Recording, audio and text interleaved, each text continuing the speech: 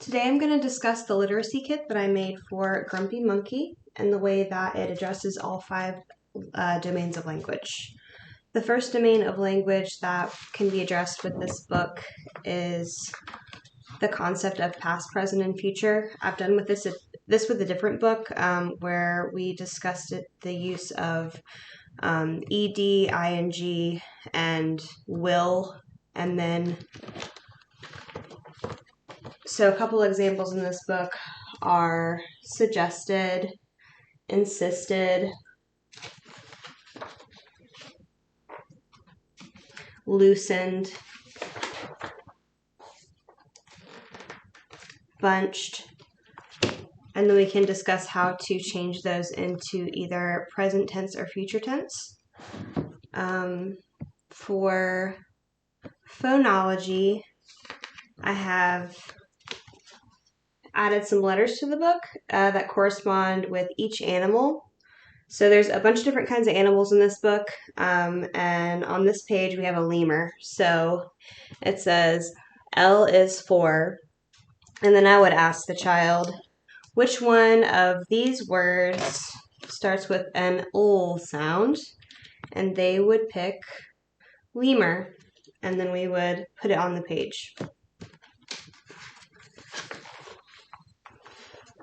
And then on this page there is lion, elephant, peacock, and zebra.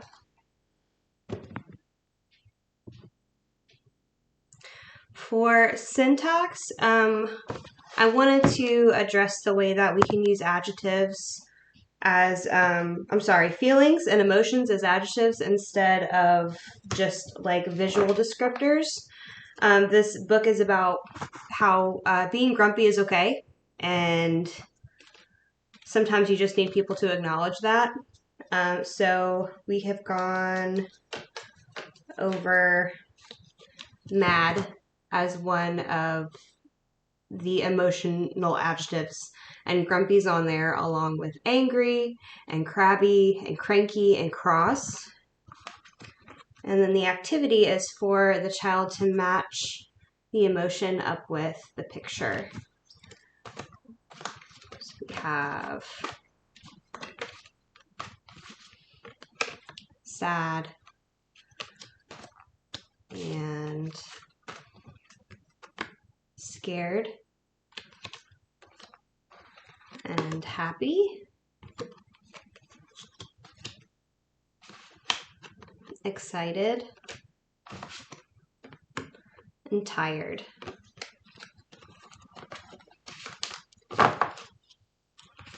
For semantics, I have written a list of discussion questions for WH questions for an activity for this book.